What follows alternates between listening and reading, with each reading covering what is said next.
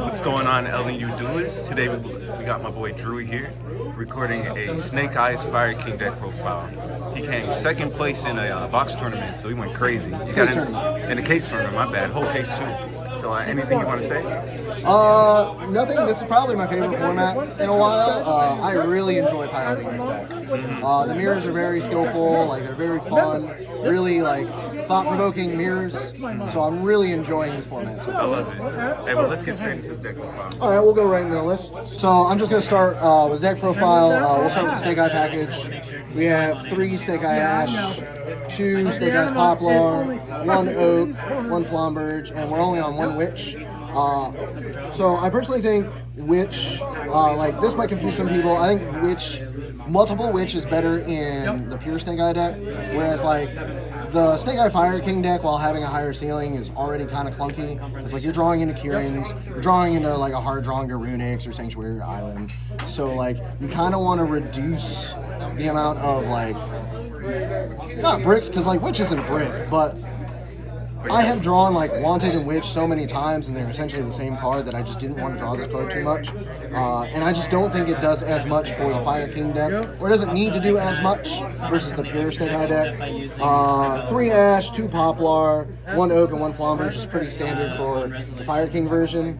I have learned that 2 is absolutely mandatory, because I keep siding out 1, and I keep immediately getting punished for it. So it's 2, and it has to stay at 2. I don't think you need 3. Pure might run 3, but I haven't seen too many lists that do that. But that's just the Snake Eye package. Next we'll move on to the Fire Kings. We have 1 Ponix, 1 Garunix, 1 Arvada, and we're only on 2 Kirin. So this is something we've been discussing in our community for a while, of whether we wanted 3 Kirin or 2 Kirin. Jesse Cotton was also on 2 Kirin. I've had so many hands in testing this deck where I just keep hard drawing multiple Kirins. I'm still hard drawing this card a frick ton. So I've been testing 2. I don't miss the 3rd. Like the 3rd can come up in a grind game sometimes, but if like the way my buddy Taylor explained it is, it comes up at like turn 5 and turn 6, and if you're at turn 5, turn 6, it probably means that your opponent and you have been hand trapping each other to death.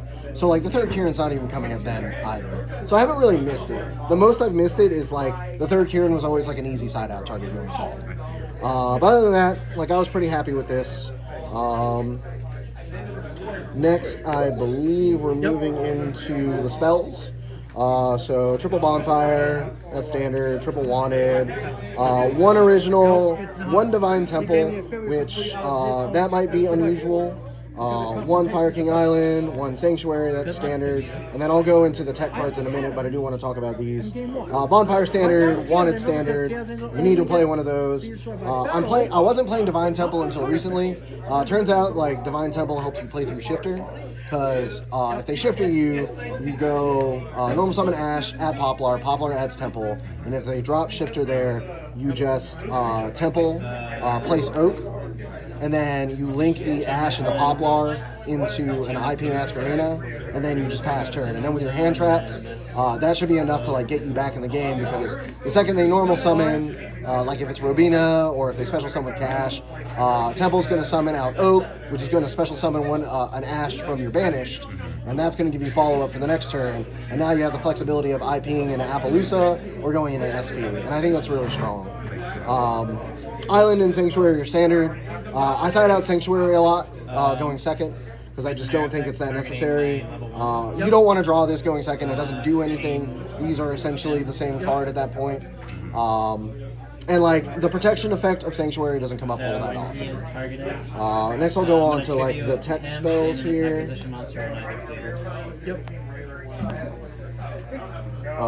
We have triple crossout designator, 1 talent, and 1 for 1. This card is insane.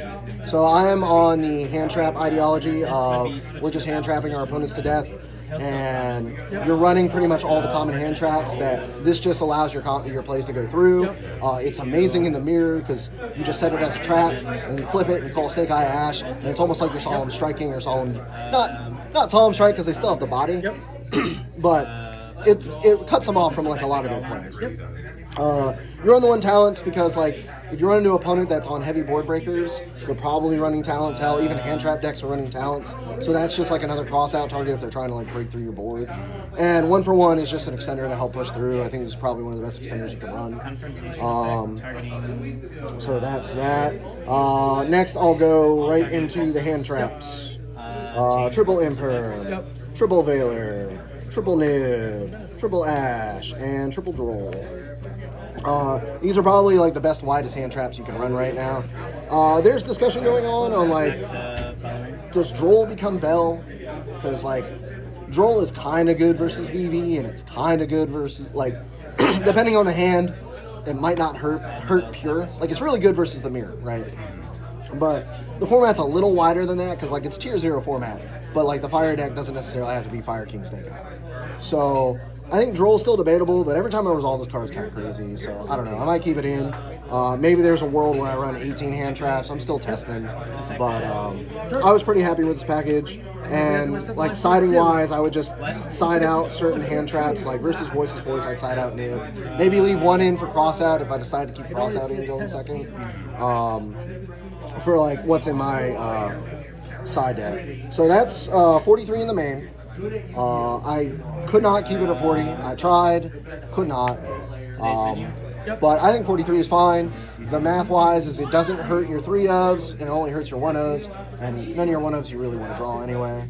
We're not on Monster Reborn, we're not on Change Our Heart, we're not on like any of those power cards outside of like 1-for-1, but 1-for-1 is just like, I think somebody described it as the second copy of Witch, which, okay, I can kind of agree with. So, I was pretty happy with it. Extra deck-wise, we have Link Karibo. This is absolutely necessary. It enables all your Snake Eye plays. You summon Poplar, and go into this, it goes off. It also lets you like dodge things if you go in second, like Veiler and Imperm and Princess, and also saves you in battle phase a lot of time. Like, it's just a really good card. Next up, Anima. Anima is theoretically really good. With Anima, you can take the Nib token, you can do Zealantis plays and place like a problematic Kirin or an Amble Whale or something into the Anima zone and steal it. This is probably the extra deck card I summon the least because like players I play are actively playing around it.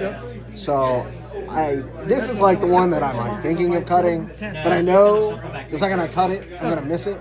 But I might test it some more and we'll see what comes up. So those are the Link ones. Link to generic fires, we have Phoenix and Wolf. I've been playing Phoenix since very early in the format. Helps deal with back row. There are so many plays you can do where like you can co-link it and get the free draw. There's actually a Zealantis OTK with this, so if you're familiar with the Snake Eye Fire King deck, the OTK is your opponent has to have a monster, and you have a Zealantis and a fire monster, and you Zealantis, you bring everything back, that summons Princess, that summons Raging Phoenix. Well, if your opponent doesn't have a monster, you can actually make Zealantis and Phoenix co-link together, and then go into battle, swing, and then Zealantis pops Phoenix and summons Raging Phoenix from the graveyard, and that's lethal. Yeah. Wolf. This is pretty standard to add back Kirin, Garunix, Oak, Flomberge, whatever like your hand sort of dictates. Let's go into Heat Soul, which I also run. It's just like a really good utility Fire Link 2. Next up, we have the Ninja Girls IP, SP. It's pretty standard. A lot of your plays end in IP. Goes into Appaloosa, goes into SP. Yeah, it's really good. There's a line where I want to test into Pit Knight early. There's a pure version that runs like Decode Talker, Heat Soul, and Pit Knight early, which I think is kind of cute. I just don't know if it's like better than everything I'm already currently running.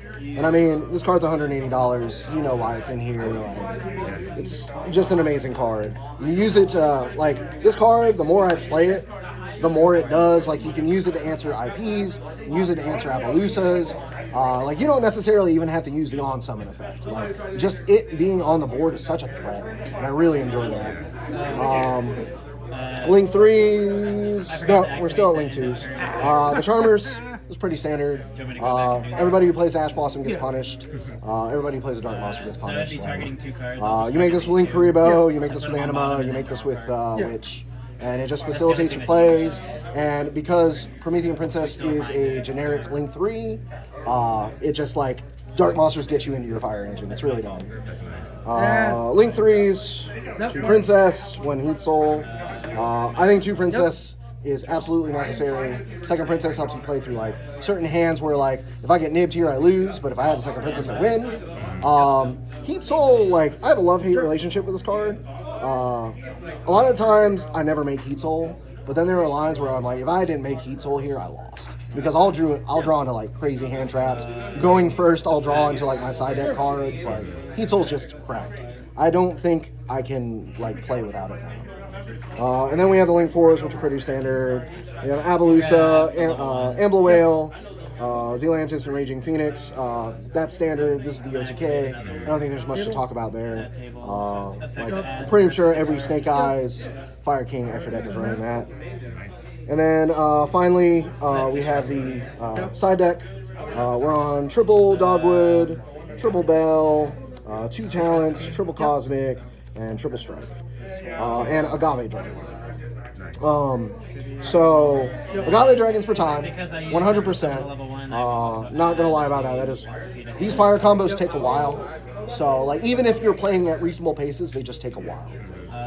So that's why Agave Dragon's in there. Dogwood is like a pseudo time win con, but the logic behind it is that you're also like, I think Jesse Cotton was running it as you side it in when you go first, and you just put up your board, and then when they try to play, you drop, like they try to play through your board, you drop this down, and that just makes them really hard to kill you, and so you just kill them on the crack pack.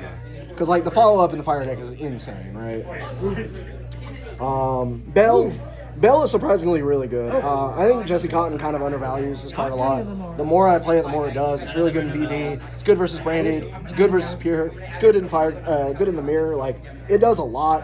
I activated this yesterday, not a ton of times in the mirror, but the one time it activated in the mirror, it actually stopped my opponent from searching their follow-up with original Sinful Spoils, because that removes a card from grave. And I'm like, okay, it effectively acted as an Ash Blossom there. That wasn't a fire, so like he was kind of just dead in the water at that point, because he was really banking on that to get back in the game. Double Talents, I mean, this is a generic, like, my opponent's on hand traps, I can side it in going first. Going second, it helps me break boards. Because, like, when I'm siding, I'm kind of over-siding, and I want, like, 18 to 21 to 22 cards going second. Because I just really want to break the board in OTK. Bell was also like really good in Voiceless. Like it deals with Saphira, I learned yesterday. Deals with Dynamundo, and it also is just good for like the non like tier 0 decks that you're going to run into. And then like it's also just good versus Pure and the Mirror. Cosmic is really crazy because I am really afraid of Summon Limit. I think Summon Limit's a really common card right now. I think Anti-Spell's a really common card. So this punishes like players who don't do the Unicorn Island spin back. This punishes players who go for Summon Limit. Like Summon Limit, Anti-Spell loses card. I think the Divine Temple route also loses his card. Like I think Cosmic has like a lot of utility. And then finally, like this was my favorite card that I decided to play at the last second. I was playing Different Dimension Ground, and then my buddy Taylor put me onto this. He was playing this on Thursday, and Solemn Strike was just insane. Every time I saw this card, I won. Because you activate Solemn Strike on like your opponent's normal summon Snake Eye Ash, and that can just end the turn. A lot of the times when I got into a grind game going one, like when my opponent hand trapped me, and I hand trapped my opponent, I set this. So they couldn't do anything to pass back to me, and I'm like on like follow up trying to get back in with like an oak or an original. This stops like their following hand traps. So like this was just so good. Every time I saw it on it was an insane card. I don't think I would ever change this. So that is that's the deck. I love this deck. It's probably the most fun deck I've played in a long time.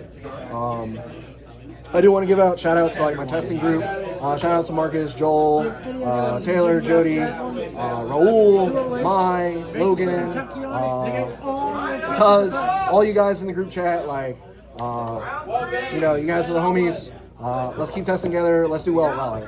So, thank you all. Take it easy. Thanks, man.